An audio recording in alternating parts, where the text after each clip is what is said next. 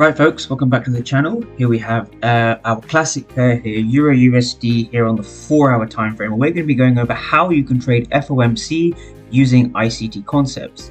So again, the 4-hour structure again overall is bearish. So what we had over here is we had price giving us a break of structure to the upside over here. So this was a 4-hour bullish boss. Now what makes this a bullish boss is simply because we've broken to the upside with a body. So this here represents a break of structure to the upside. Now from here, this was our most recent swing high up until that point. So we had a swing high over here, and this low over here essentially was broken down here. So this now becomes our bearish break of structure. So this here represents a bearish break of structure. Now that we've established our bearish break of structure, right, we understand that we simply have to follow this structure along. And what do we mean by following structure? So we had a minor pullback over here. We had a correction into a premium. So notice how we had a correction into a premium. How do I know it's a premium? Well, we use the Fibonacci tool from the swing high down to the swing low. And now we can see that with this 50% level, we have just retraced into a 4-hour premium. And now from here, we've broken structure to the downside. So this here gives us our bearish break of structure once again. Bearish break of structure, BOS or BOSS for short. Now, what makes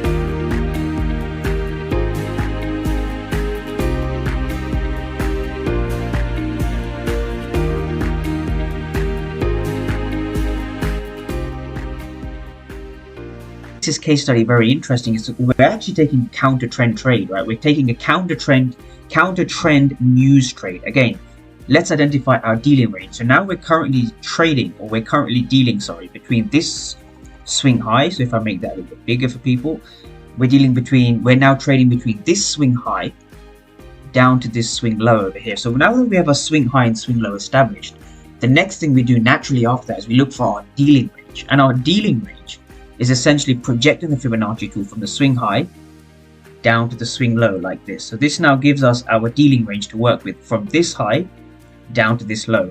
And now from here we have an equilibrium that we need to deal with. So this here is our equilibrium. This is the EQ or the equilibrium. So anything above the equilibrium is a premium, anything below is a discount. So what we have over here is we have our old H4 or our old 4-hour low over here that's been broken, right? So we understand simply from Wyckoff theory or Wyckoff principles, right? Or even simply from smart money concept principles, right? So once we've broken a low down here, we expect price to pull back, right? Once we break a low, once we're below the old low, we expect price to pull back. So this is the inner workings of this trade, right? So from this region over here, from this bearish break of structure over here, we expect a Wyckoff accumulation, or simply an accumulation. An accumulation drives price higher. Okay, so when we see an accumulation, we're looking to drive price higher. Or price is looking to drive higher, should I say. We're not looking to drive anything. It's price action that wants to move higher. And here's how you could have got involved in this FOMC trade, okay? This is a trade that was very much propelled by FOMC. So here's how you could have got involved. Again, we have the 15-minute time frame that's again switching structure from bearish to bullish. So up until this point, we were bearish. And now from here, we've had a couple of breaks of structure, right? So the same exact process is repeated on the 15-minute chart. So what we have over here is we have a break of structure to the upside, which represents bullish intention. And we've had another break of structure over here. So when we see two breaks of structure, what we've seen is we've seen a confirmed shift of structure, right? So a confirmed shift of structure looks something like this, right?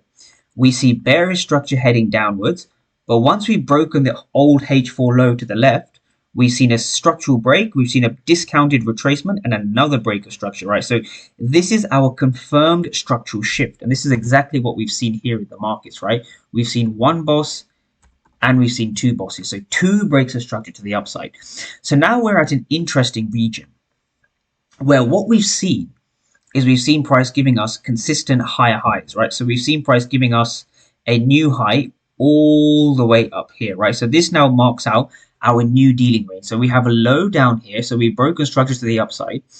We had a low all the way down here, and this low broke this high, and it's given us a new swing high to work with, 15-minute swing high all the way up here.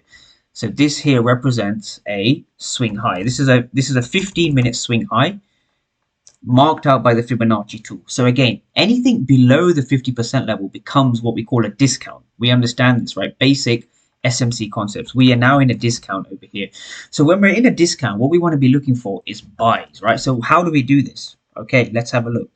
So again, our job is to understand what IPTA searches for, right? The interbank price delivery algorithm is going to be targeting two main things, right? And they're on your screen right now. The interbank price delivery algorithm understands that we are below the equilibrium, right? So when we're below the equilibrium, what we're looking for is we're looking for a discount. So we're already in a discount. So the interbank price delivery algorithm seeks PD arrays, premium or discount. In this case, we are in a discount, so I'm just going to write discount. So the first thing that the algorithm searches for is PD arrays, but the second thing the algorithm searches for is fair value gaps, right? So these are the two things you should have at the forefront of your mind when you're doing any kind of analysis on any time frame. Where are the PD arrays? Where are the fair value gaps? Because if we just quickly zoom out to the markets over here, what we had over here is we did have minor structure right over here. We had minor structure forming. And what do I mean by minor structure, right? What I mean by minor structure is that we had structural highs and lows, highs and lows, highs and lows. And we even had a break to the downside over here. But you have to ask yourself, what is the purpose of this downside minor break? Is it to continue going to hell? But remember, on the 4-hour time frame, we'd already established that we are below an old low and we're looking for an accumulation. We're looking for an accumulation up to a 4-hour premium. Okay, so up to a 4-hour premium is essentially what we're looking for. So you have to understand, when price does give us a minor break of structure to the downside, you have to ask yourself, where are the inefficiencies and where is the premium and discount array? So right now it's pretty obvious that we have a discounted array and a fair value gap. And here's how you identify a high probability fair value gap. Right now we all know what the AMD schematic is, right? The AMD essentially is accumulation, manipulation, and distribution. So what we have here is an Asian range, which represents an accumulation in price. Accumulation, low volume time of day where liquidity is built. We have a manipulation over here, which aims to sweep the Asian low, typically in the London session. We have a manipulation below the Asian range low. So this is a bullish manipulation as it's enticing sellers. And then we have a distribution, which is essentially price leaving a fair value gap and running away. So again, what we have over here is we have our order block or our 15-minute fair value gap, which we want to key off, right? Our 15-minute fair value gap over here, right? So we have a massive fair value gap region over here, or we have a fair value gap candle or fair value gap range to work off, right? This is where it is. Again, what makes this a valid order block to trade off, right? 15-minute order block. Now, what makes this valid to essentially trade off, right? This is a question I get a lot, even within my private students. I often get the question, how do you know that's the order block? How do you know that's the POI? Well, it's quite simple. It's following the rules, the basic ICT rules of accumulation, manipulation, and distribution. But more importantly, we understand it's left a fair value gap. And that's one of the things the IPTA or the interbank price delivery algorithm targets in the first place, right? IPTA will seek to target fair value gaps and key off them. And how do you know which fair value gap to target? Well, you understand that we're in the discount, right? We're below the equilibrium, so we're in a discount. So these are the things that validate our order block from an AMD perspective, but also from what the algorithm is seeking for, okay? So again, with this order block in mind, this order block was established to the members, I think last week when it was created. Yep, 23rd of April, so last week on Tuesday. Time of recording is 1st of May 2024. This 15-minute order block is essentially what was mitigated this week on Wednesday, the 1st of May, right? And this is essentially how you could have got involved in a trade in line with the higher time frame trend. Again, stop loss just below the order block, and then you can target a 1 to 5 minimum. And you don't want to be holding your trades for too long. But a basic market overview, so MMBM, right, market maker buy model, is established here using this particular model, right? So the main things you want to take away from this particular video and case study is the fact that we've had a fair value gap, we're in a discount, we've had an AMD, we've broken structure, and we're in line with higher time frame narrative, which is the most important thing. Higher time frame narrative is absolutely critical when it comes to your trading and your overall success.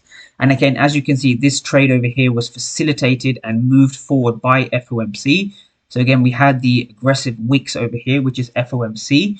Once you know which direction the market is moving in, it's very simple for you to trade something like the FOMC or the NFP or the CPI or the PPI, as long as your direction is in tune. And the way you can simply get your direction in tune is by understanding basic concepts, which I've been through today in this video, but a lot of other videos as well.